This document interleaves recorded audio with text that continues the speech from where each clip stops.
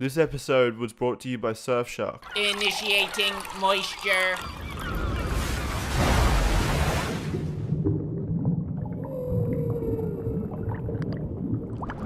Welcome to the Moist Meter. Today we're taking a look at The Devil All the Time, a new Netflix movie. I didn't know anything about this going into it, but I'm walking away pleasantly surprised. The movie kind of banged. There were definitely some things I didn't like, but overall I really enjoyed it. And I'd like to right away just give a warning. This movie does have Tom Holland in it, so if you're watching it with your girlfriend, she might just break up with you and fantasize for half the movie. Religion plays a central role in the narrative of this film, doing right by your maker, this obsession with religion and the negative effects that come from that. And the movie has a lot to say, and there's a lot of moving parts. Like, there's fucking 5 different plot lines all going on all at once. It feels like there's like a million side quests that were all accepted, and it's kind of getting like convoluted.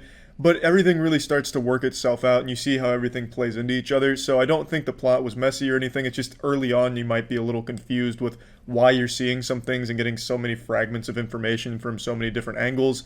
And I don't think it's necessarily a bad thing as long as you give the movie a chance to explain all of it. By the end, everything makes sense, and it's a pretty powerful and satisfying conclusion. But admittedly, there's definitely parts of this movie that drag on far longer than they need to. I also feel like the setting might turn some people off, because this is like some classic red-blooded American shit. Like, 2 words you'll never hear in this movie are dad and father. Whenever they're talking about someone's father, that's their daddy.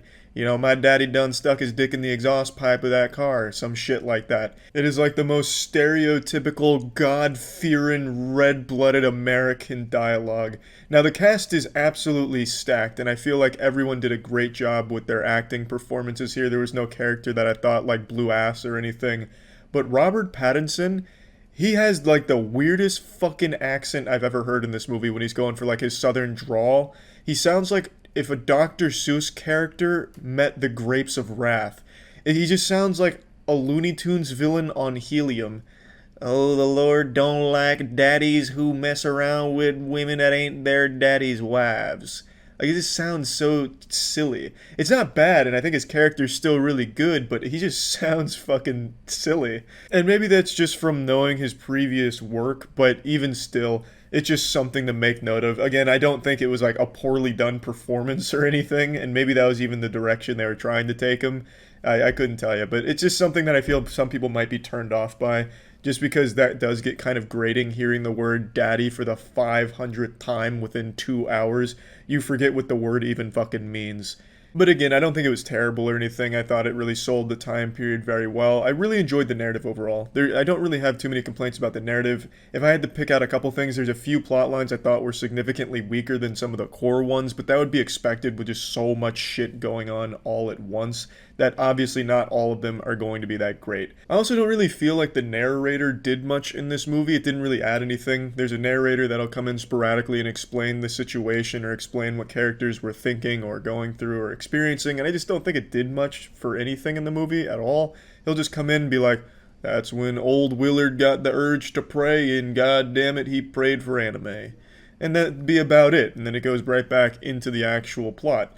I just don't really see what it added. Maybe there's something I missed about the narrator, but for me, I don't feel like it did much of anything. Overall, I really just did enjoy my time with the movie. I liked how everything kept building up. It'd get very tense, and there was always a big climactic moment where everything just boils over, and then you have like this big fucking event that happens. It's a movie that's surrounded in the tragedy of obsession over religion. At least most of it stems from that. Also, it's not a movie that's only dialogue and talking. There is moments of like actual bloodshed and action where it's not like the goriest thing in the world. You're not gonna have the fucking body parts flying at the screen while like heavy metal's blasting in the background or anything, but there are definitely moments that are extremely tense, leading to some type of showdown or event where I can't really go deep into the movie without spoiling anything, but just know it's not a movie that's just all talking. There is a lot of very hard things that the movie will show you, and I like that it didn't really pull any punches in that department. I thought it did a great job of getting the message across, and I